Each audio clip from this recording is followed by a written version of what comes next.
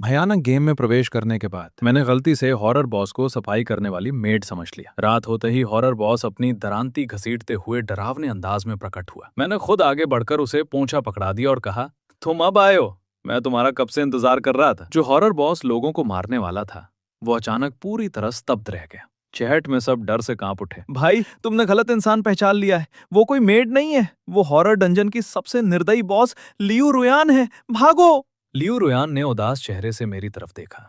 मैंने हाथ बढ़ाकर उसकी दरांती को छुआ और कहा, तुम्हारी ये झाड़ू तो बड़ी अलग है, इससे सफाई बहुत अच्छी होती होगी। लियू रुयान कुछ पल के लिए जड़ हो गई, फिर उसका दिमाग जैसे पूरी तरह हैंग हो गया। क्या तुम मुझे आदेश दे रहे हो? बाद में मुझे पता चला कि मैंने सिर्फ गलत इंसान नहीं पहचाना था, बल्कि गलती से लियू रुयान से मेरे लिए नाली भी साफ करवा दी थी। मैं डरते डरते भागने ही वाला था कि पीछे से एक जोड़ी हाथों ने मुझे पकड़ लिया। बेबी, तुमने अभी तक मेरी सैलरी नहीं दी। क्योंकि बचपन से मुझे बहुत ज्यादा सफाई पसंद थी और मैं बस आराम से जीना चाहता था, इसलिए हॉरर गेम में आने से पहले ही मैंने इंटरनेट पर एक गोल्ड मेडल क्लीनर बुक कर लिया था, जो बिना किसी कोना छोड़े पूरे डंजन की सफाई करे और साथ में मुझे आसानी से जीत भी दिला दे। लेकिन अब डंजन में आए पूरा एक दिन हो चुका था, फिर भी रात तक मुझे मेरी सफाई वाली आंटी नहीं मिली। बधाई हो खिलाड़ियों, आप ब्लड मून टाउन में प्रवेश कर चुके हैं। रात हो चुकी है, कस्बे के निवासी अब सक्रिय होने लगे हैं। सभी खिलाड़ी कृपया दरवाजे और खिड़कियां बंद रखें, सुरक्षित रहें, गेम का आनंद लें। कस्बे का पुराना और टूटा रेडियो बच्चों जैसी खुश आवाज में बोल रहा था,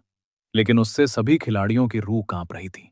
अंधेरा होने से पहले हर खिलाड़ी को रहने की जगह ढूंढनी थी। मुझे एक जगह मिल गई, लेकिन अंदर जाने के बाद पता चला कि एक खिड़की किसी भी तरह बंद नहीं हो रही। ठंडी हवा सड़ी हुई बदबू के साथ अंदर घुस रही थी। ऐसा लग रहा था कि अभी अभी साफ किया हुआ फर्श फिर गंदा हो जाएगा। पहले शांत रहने वाली सड़क पर धीरे धीरे अजीब आवाजें गूंजने लगी। मैं एक स्टोर रूम में छिप गया। नापसंदगी से मैंने एक साफ घास की चटाई उठाई और उसे अपने नीचे बिछा लिया। मैंने आंखें बंद कर ली, मानो सब कुछ अनदेखा करना चाहता हूँ। चैट में चर्चा शुरू हो गई। ये कितना मासूम है, क्या ये सोने का नाटक कर रहा है? बिल्कुल किसी हैमस्टर जैसा लग रहा है। अफसोस, सामने कोई आम भूत नहीं है, वो तो बिना पलक झपकाए मारने वाला फुल लेवल बॉस है। इस टाउन के लिए 1 मिनट का मौन। बहुत बदकिस्मत है ये, अगर ये ऐसे छिपा रहता तो शायद सुबह तक बच जाता। लेकिन किसे पता था कि आते ही इसका सामना डंजन के सबसे डरावने अंतिम अस्तित्व से हो जाएगा। कदमों की आवाज धीरे धीरे मेरी तरफ बढ़ने लगी, साथ ही लोहे की जमीन पर घिसटने की आवाज और भी तेज व डरावनी होती जा रही थी। दिल कांप उठा। मैंने मौत के लिए खुद को तैयार कर लिया, लेकिन फिर मैं ठिठक गया। आंखें खोलने पर मुझे कोई डरावना कीचड़ वाला राक्षस नहीं दिखा, बल्कि बर्फ जैसी गोरी त्वचा वाली एक लंबी लड़की दिखाई दी। वो रोशनी के खिलाफ खड़ी थी। उसकी ठंडी और खूबसूरत आंखें परछाइयों में छिपी हुई थी। काले कपड़े, सफेद त्वचा, आंखों के कोने पर तिल। मैंने एक एक निशान मिलाया, सब कुछ बिल्कुल सही था। ये वही क्लीनर थी जिसे मैंने बुक किया था। आखिरकार वो काम पर पहुंच गई थी। मैं इतना खुश हुआ कि तुरंत उठकर उसे गले लगा लिया। क्लीनर आंटी, आप अब आई हैं। मुझे डर था कि बाहर की गंदी चीजें मेरे इस साफ कमरे को खराब कर देंगी। जो लियू रुयान अभी अपनी दरांती से लोगों को मारने वाली थी, वो पूरी तरह स्तब्ध रह गई। उसने मेरी तरफ ठंडी नजरों से देखा और फिर दोबारा दरांती उठाई, लेकिन मैंने उसे और कसकर पकड़ लिया। मैंने उसकी दरांती का हैंडल भी मजबूती से पकड़ लिया। क्या आपको पता है मैं आपको कितनी देर से ढूंढ रहा था? ये पूरा कस्बा इतना गंदा है कि एक दिन घूमने में ही मेरे जूतों के तलवे काले हो गए। मुझे लगा अब आपसे कभी मुलाकात नहीं होगी। क्लीनर और कैरी फीस पर खर्च किया हुआ मेरा सारा पैसा बेकार हो जाता अगर आपसे मुलाकात नहीं होती। छोड़ो। खंडी और हत्या की मंशा से भरी उसकी आवाज, ठंडी बर्फ जैसी हत्या की मंशा से भरी आवाज, लेकिन मेरे कानों में वो एक कामकाजी इंसान की अधीरता से भरी लगी, जिससे बहुत सुरक्षा महसूस। मैंने अनजाने में बड़े बड़े वादे करते हुए उसकी तारीफ कर दी। तुम्हारी आवाज बहुत अच्छी है, ये दरांती घास काटने और दीवार की पुट्टी खुरचने के लिए भी बहुत सही है। तुम्हारे होने से मुझे इस घर के गंदा होने की चिंता नहीं रहेगी। लियू रुयान का दरांती पकड़ने वाला हाथ हल्का सा कांपा। तभी मैंने ध्यान दिया कि उसके हाथ में इंसान से भी ऊंची एक विशाल दरांती थी। औजार भी इतने अलग अंदाज वाले हैं। चांदी जैसी गुणवत्ता वाली दरांती चांदनी में ठंडी और तेज चमक बिखेर रही थी। वाकई गोल्ड मेडल कर्मचारी। यहाँ तक कि राक्षसों से निपटने के लिए खास तौर पर बनाई गई पेशेवर हथियार भी है। शायद मेरी नजरें कुछ ज्यादा ही गर्म थी। उसने असहज होकर सिर दूसरी तरफ घुमा लिया और उसकी नाजुक जबड़े की रेखा मेरी नजरों के सामने खुल गई। मैंने लार निकली। इस कर्मचारी की शक्ल सूरत भी जरूरत से ज्यादा अच्छी है। मालिक और कर्मचारी के रिश्ते अच्छे रखने के लिए मैंने खुद आगे बढ़कर अपना परिचय दिया। हेलो, मेरा नाम तोंग जिंगचन है। मैं तुम्हारा बॉस हूँ। पहले हम इंटरनेट पर बात कर चुके हैं। तुम्हें मेरे इस इलाके की सफाई और सुरक्षा की जिम्मेदारी संभालनी हो। पहले मुझे चिंता थी कि हम ये डंगौन पार नहीं कर पाएंगे, लेकिन तुम्हें देखकर अब राहत मिल गई है। हम जरूर इस डंगौन को इतना साफ करेंगे कि धूल का एक कण भी नहीं बचेगा, और साथ में इसे क्लियर भी कर लेंगे। चैट फट पड़ा। भाई, तुम गलत इंसान समझ रहे हो। वो तुम्हारी मेड नहीं है। बेचारा मासूम लड़का सोच रहा है कि उसे हाउसकीपर मिल गई, जबकि उसके सामने वही अंतिम बॉस खड़ा है जिसे वो हराने की बात कर रहा है। सब उस बेकार क्लीनिंग एजेंसी की गलती है। इतना प्यारा लड़का अब बुरी तरह मारा जाएगा। उसे लगातार दरांती पकड़े देख मैंने प्यार से उसके हाथ से हथियार ले लिया। तुम लगातार औजार पकड़े रहोगी तो थक जाओगी। मैंने अभी चेक किया है, यहाँ फिलहाल कोई गंदी चीज नहीं है। अगर हम धीरे रहें तो शायद कोई राक्षस अंदर नहीं आए। दरांती मेरी उम्मीद से कहीं ज्यादा भारी थी और मैं लगभग गिर ही पड़ा। मैंने हांफते हुए कहा, बहुत भारी है। क्या तुम हमेशा इसे लेकर काम करती हो? तुम बहुत मेहनती हो। लड़की बिना भाव के मुझे दरांती एक तरफ रखते हुए देखती रही। उसने कुछ नहीं कहा, मानो चुपचाप मान लिया हो। मैंने फिर कहा, तुम जरूर रोज एक्सरसाइज करती होगी। कितनी डिसिप्लिन्ड हो। उसके चेहरे के अजीब भावों पर ध्यान दिए बिना मैं आगे बढ़ा और उसका हाथ पकड़ लिया। यहाँ बहुत अंधेरा है, मुझे कॉकरोच पर पैर रखने से डर लगता है। तुम्हारा हाथ पकड़ने से सुरक्षित महसूस होता है। उसने ठंडी आवाज में कहा। छोड़ो। मैंने नकली अमीर मालिक की तरह मुस्कुराकर कहा, गुस्सा मत हो। बाहर निकलने के बाद मैं तुम्हारा बोनस बढ़ा दूंगा, डबल ओवरटाइम पे दूंगा। प्लीज, ठीक है? लियू रुयान के होठ तन गए और उसकी आंखों में पहली बार बेबसी और हैरानी दिखाई दी। चैड फिर चीख उठा, यह आदमी बहुत बहादुर है। ये तो बॉस को भी सपने दिखा रहा है। पिछली बार जिसने बॉस को छुआ था उसका शरीर टुकड़ों में कट गया था। छोटे चेन का मासूम चेहरा बहुत प्यारा है। उसकी आवाज कितनी नरम है। बॉस जब इसे मारे तो थोड़ा प्यार से मारना। सिर्फ खूबसूरत होने से कुछ नहीं होता। हॉरर गेम में ताकत सबसे जरूरी है। मैंने खुशी से फिर उसका हाथ पकड़ लिया। उसका हाथ बर्फ जैसा ठंडा था और त्वचा बेहद मुलायम थी। उसने अजीब आवाज में कहा, ज्यादा मत छुओ।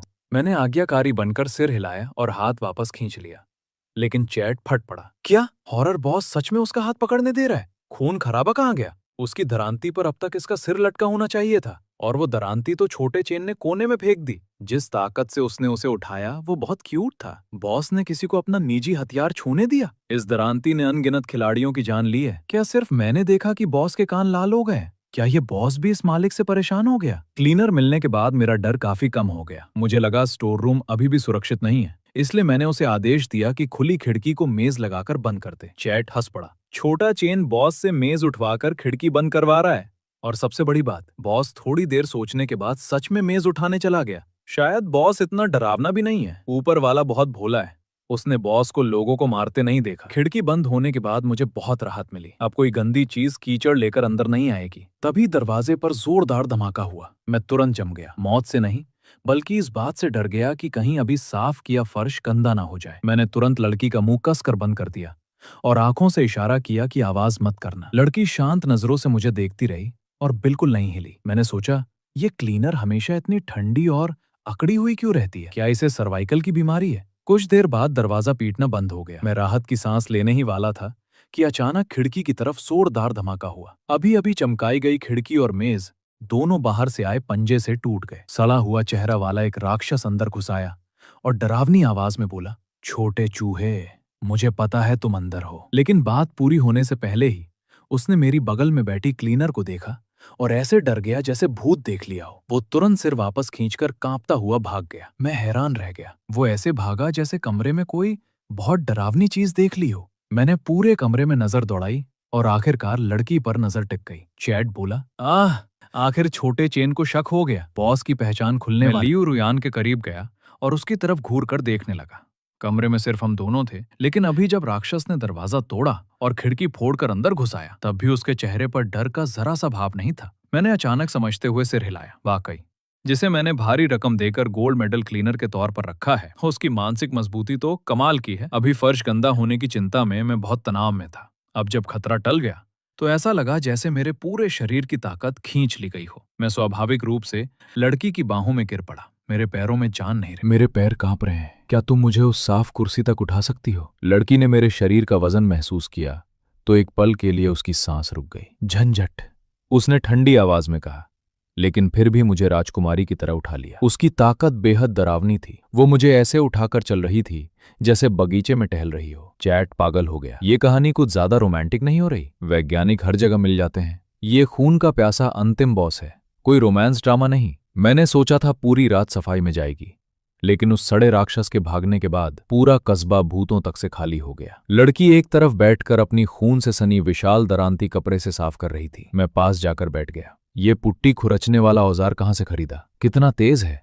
मेरे घर की मछली काटने वाली छुरी से भी तेज। मैंने गंभीरता से कहा, पक्का इसी हथियार ने उस गंदी चीज को डरा दिया। सच कहूं, पहली बार इसे देखकर मुझे भी डर लगा था। ऐसा लगा जैसे ये आत्मा तक खुरच सकता है। उसने अपनी लाल जीभ से फीके होंठ चाटे और धीरे से पूछा, तो आखिर डर लग ही गया? मैंने तुरंत सिर हिलाया, नहीं, क्योंकि ये तुम्हारा औजार है, तुम इससे मेरी मदद करती हो और बॉडीगार्ड का काम भी। उसके चेहरे पर हल्का सा बदलाव आया। जरूरी नहीं, मैंने अच्छे बॉस की तरह कहा, मैं तुम्हारी मदद करता हूं, तुम मेहनत करती हो, मुझे भी कुछ इमोशनल सपोर्ट देना चाहिए। लेकिन तभी मेरा हाथ फिसल गया और तेज धार से उंगली कट गई। खून बहने लगा। इंसानी खून की मीठी गंध सूंघते ही लड़की की आंखें खून जैसी लाल हो गईं। मैं दर्द से करा उठा और आंखें भर आईं। बहुत दर्द हो रहा है। मैंने उंगली उसकी तरफ बढ़ाई। मुझे बचपन से दर्द से बहुत डर लगता है, कहीं टिटनेस तो नहीं हो जाएगा? तुम्हारा ये औजार इतना गंदा है, क्या इसे वर्क एक्सीडेंट माना जाएगा? बॉस की आंखों में हत्या की इच्छा एक पल को भड़क उठी, लेकिन फिर उसने खुद को जबरदस्ती शांत किया। क्या तुम हमेशा इतनी बातें करते हो? चैट हंस पड़ा। छोटे चेन की आंखें लाल होते ही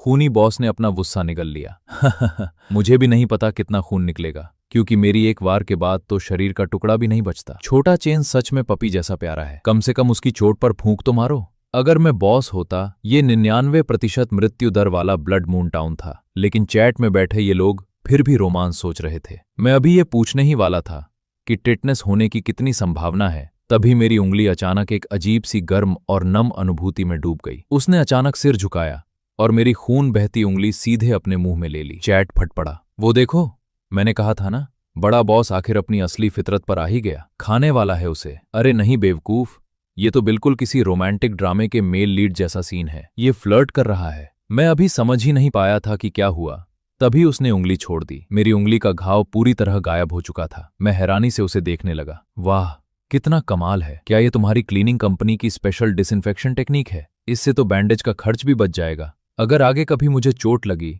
तो क्या मैं मेडिकल बिल तुमसे क्लेम कर सकता हूं? लड़की ने चुपचाप नजरें फेर ली। मेरे पास इतना समय नहीं है। चैट फिर पागल हो गया। इतना खूनी बॉस इतना सुंडेरे कैसे हो सकता है? हमने हमेशा इसे लोगों को मारते देखा, आज पहली बार इसका दूसरा रूप दिख रहा है। अगर छोटे चेन के पूरे शरीर पर चोट लग जाए तो क्या ये हर जगह ऐसे ही ठीक करेगी? क्या मैं सच में हॉरर गेम की लाइव स्ट्रीम देख रहा हूं? मेरा चेहरा लाल हो गया। तभी बाहर सड़क पर फिर से तेज कदमों की आवाज गूंजने लगी। फिर कोई राक्षस आ गया। कितना खराब टाइमिंग है, रोमांस के बीच में आ गया। लगता है कोई औरत है। उसका हुलिया छोटे चेन के बताए असली क्लीनर जैसा लग रहा है। बाहर कदमों की आवाज सुनकर मैंने सोचा फिर कोई राक्षस आ गया है। मैंने लड़की का हाथ पकड़ा और उसे वापस स्टोर रूम में खींच लिया। फिर हम दोनों के ऊपर भूसा डाल दिया। लियो रुयान के साथ शायद पहली बार किसी ने ऐसा व्यवहार किया था। उसने घबराई नजरों से मुझे देखा। यहाँ पहले से सुरक्षित है, मैंने धीरे से कहा, लेकिन छिपना भी जरूरी है। क्या हम दरवाजे पर खड़े रहेंगे और इंतजार करेंगे कि कोई राक्षस आकर फर्श गंदा कर दे? इतना बड़ा शहर है, हर बार कोई ना कोई हमें ढूंढ ले, ऐसा थोड़ी होगा। मेरी चमकती आंखें और गंभीरता से समझाने वाला चेहरा उसकी काली आंखों में साफ दिखाई दे रहा था। उसने हल्के से पलके झपकाई। तुम अचानक मेरे इतना पास क्यों आ रहे हो? मैंने तुरंत जवाब दिया, पास रहेंगे तभी तो अच्छे से छिप पाएंगे। मैं फिर उसके और करीब खिसक गया। तुम सफाई में एक्सपर्ट हो सकती हो, लेकिन राक्षसों से छिपकर आराम करने का अनुभव शायद मुझसे कम है। उसने मेरी बांह पकड़े हाथ की तरफ देखा और जैसे हार मानकर दीवार से टिक गई। फिर हल्का सा सिर टेढ़ा करके बोली, जैसे अभी? उसकी आवाज में पहले से थोड़ा मजाक था और रवैया भी काफी ढीला हो गया था। मैंने तुरंत सफाई दी। अभी वाला राक्षस तो बस गलती से आ गया था, शायद खिड़की बंद करने के लिए सामान खिसकाने की आवाज सुनकर। उसने धीमे स्वर में दोहराया, हम सामान खिसका रहे थे? तुम उस चीज की बात कर रहे हो जहां तुम खड़े खड़े मुझे काम करते देख रहे थे? उसकी बातें काफी जहरीली थी। मैंने सीना तान कर कहा, मैंने पैसे दिए, कम मेहनत करना मेरा हक है। उसने पूछा, कौन से पैसे? वो हमेशा ऐसा दिखाती थी जैसे मुझे जानती ही नहीं। इससे मुझे थोड़ा गुस्सा आ गया। मैं तुम्हें आधा एडवांस पहले ही दे चुका हूँ, भूल तो नहीं गई? मेरे फोन में पूरा रिकॉर्ड है। तुम पैसे लेकर भाग नहीं सकती। तुम्हें बिना कोई कोना छोड़े पूरा डंजन साफ करना है और मुझे जीत भी दिलानी है। ऐसा लगा जैसे उसने कोई मजेदार बात सुन ली हो और हल्का सा हंसती। मैंने सतर्क होकर पूछा, हंस क्यों रही हो? इस डंजन को हल्के में मत लेना। मैंने सुना है इसका डेवलपर बॉस बहुत ही घटिया इंसान है। उसने आलस भरे अंदाज में पूछा, तुमने भी उसके बारे में सुना है? मैंने सिर हिलाया। हाँ, वो हॉरर बॉस जरूर बड़े बड़े दांतों वाला, इंसानों को हड्डियों समेत खा जाने वाला और कभी ब्रश न करने वाला बदबूदार इंसान होगा। उसके मुंह से बहुत बदबू आती होगी। लड़की के चेहरे की मुस्कान गायब हो गई। उसकी काली आंखें सीधे मुझे घूरने लगी। चैट हंसते हंसते पागल हो गया। छोटा चैन सीधे बॉस के सामने उसे लालची डेवलपर और बदबूदार बोल रहा है। बॉस का चेहरा देखो कितना काला पड़ गया। उसकी नजरें इतनी तेज थीं कि मैं खुद असहज हो गया। मैंने पूछा, क्या तुम्हें भी ऐसे बदबूदार बॉस पसंद नहीं? तुम मुझे ऐसे क्यों देख रही हो? बहुत गंदा है ना? उसने ठंडी आवाज में कहा। चुप रहो। चैट चीखा। इसे अब तक समझ नहीं आया कि बॉस इसे खाने वाला है। वैसे मैं भी जानना चाहता हूँ कि बॉस लोगों को खाने के बाद ब्रश करता है या नहीं। मुझे समझ नहीं आया कि वो अचानक चुप क्यों हो गई। अभी तक मुझे उसका असली नाम भी नहीं पता था, इसलिए मैं उसे उसी ऑनलाइन यूजर नेम से बुलाता था जिससे उसने मुझसे डील की थी। गानफान शाओ तियान तियान। मैंने देखा कि उसने विशाल दरांती उठाई और बिना भाव के जाने लगी। मैं तुरंत उसे पकड़कर लिपट गया। शाओ तियान तियान, रात में बाहर जाना सुरक्षित नहीं है। अगर वो बदबूदार बॉस मुझे ढूंढ ले तो क्या वो तुम्हारी सुरक्षा में लापरवाही नहीं मानी जाएगी? लड़की ने दरांती का हैंडल और कसकर पकड़ लिया। उसकी आंखें और ठंडी हो गई। चैट सांस रोककर देखने लगा। आखिरकार क्या बड़ा बॉस अब फटने वाला है? क्या अब हिसाब बराबर होगा? तभी मैंने उसकी आंखों में बदलाव देखा। अभी तुम्हारी आंखें थोड़ी लाल हुई थीं। क्या मुझे भ्रम हुआ? उसने कोई जवाब नहीं दिया, बस मुड़कर मेरी तरफ नीचे देखते हुए खड़ी हो गई। स्टोर रूम में बहुत अंधेरा था और हम दोनों बेहद करीब थे। वहां सुई गिरने की आवाज तक सुनी जा सकती थी। अचानक मुझे कुछ याद आया। मैंने अपना बैग खोला और उसमें से आई ड्रॉप निकाल ली। अच्छा हुआ मैं ये आई ड्रॉप साथ लाया हूँ। तुम्हारी आंखें इतनी लाल हो गई हैं, जरूर बहुत ज्यादा काम करने